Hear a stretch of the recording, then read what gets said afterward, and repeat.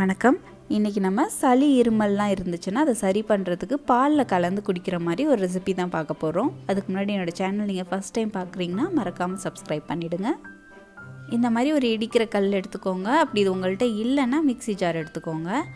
முதல்ல நான் அன்னாசி பூ இருக்குது இல்லையா, அதில் ரெண்டு இலை மட்டும் எடுத்துக்கிறேன். ஸ்டார் ஆனிஸ்ன்னு சொல்லுவாங்க. அதில் 2 இலை எடுத்துக்கிறேன். ஒரு ஏலக்காய் போட்டுக்கிறேன். 2 கிராம்பு சேர்த்துக்கோங்க. அடுத்து ஜாதிக்காய், இதை அதிகமாக யூஸ் பண்ணவே கூடாது, ரொம்ப கம்மியாக சேர்த்துக்கோங்க. 5 மிளகு சேர்த்துக்கிறேன். என்கிட்ட பட்டை ரெடியாக பொடியாக வச்சுருக்கேன், அதனால் அந்த பவுடரை ஆட் பண்ண போகிறேன். இது மாதிரி உங்கள்கிட்ட இல்லைன்னா ஒரு 1/4 இன்ச் அளவுக்கு மட்டும் பட்டை ஆட் பண்ணிக்கோங்க. அடுத்து பனங்கற்கண்டு சேர்த்துக்கோங்க, இந்த அளவுக்கு. இது எல்லாத்தையும் சேர்த்து நல்லா பவுட்ரு பண்ணிக்கலாம். இதில் நம்ம ஆட் பண்ணியிருக்க ஒவ்வொரு பொருளும் உடம்புக்கு ரொம்ப நல்லது. அதுவும் சளி இருமல் டைம்லலாம் இதை நம்ம சாப்பிட்டோம்னா இம்யூனிட்டி பவரையும் பூஸ்ட் பண்ணி கொடுக்கும். இந்த தொண்டை வலிலாம் இருக்கும்ல, அதெல்லாம் ஈஸியாக நமக்கு சரி பண்ணிடும். இப்போ பார்த்தீங்கன்னா நல்ல பவுடராக அரைச்சிட்டேன். இதை நீ மிக்சியில் போட்டிங்கன்னா சூடாகிடும். அதனால தான் இந்த மாதிரி கல்லில் போட்டு அரைச்சிக்கிறது நல்லது. இந்த ஏலக்காய் தோலை மட்டும் தனியாக எடுத்து வச்சிடலாம். இப்போ இதை ஒரு பவுலில் ட்ரான்ஸ்ஃபர் பண்ணிக்கோங்க. ஈரம் இல்லாத பவுலாக பார்த்து எடுத்துக்கோங்க.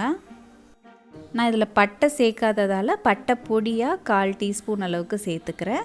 இது கூட மஞ்சள் தூள், இதுதான் ரொம்ப இம்பார்ட்டண்ட்டான இன்க்ரீடியண்ட். நல்ல மஞ்சள் தூளாக பார்த்து ஒரு 1/4 டீஸ்பூன் சேர்த்துக்கோங்க. அடுத்து 1 டேபிள் ஸ்பூன் நெய் சேர்த்துக்கோங்க. நெய் சளிக்கு ரொம்ப நல்லதுன்னு ஆயுர்வேத மருத்துவத்திலலாம் சொல்லுவாங்க.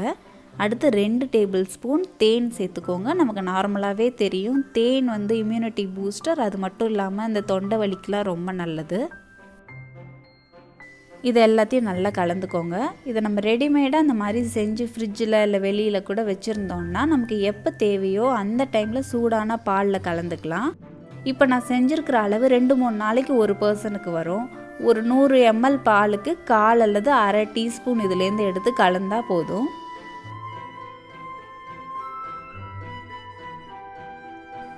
அவ்வளோதான். இந்த மாதிரி நம்ம கலந்து வச்சுக்கலாம். வெளியில் வச்சுருந்தீங்கன்னா ஈரமோ அல்லது தண்ணியோ படாமல் பார்த்துக்கோங்க. நல்லா க்ளோஸ் பண்ணி வச்சுக்கோங்க.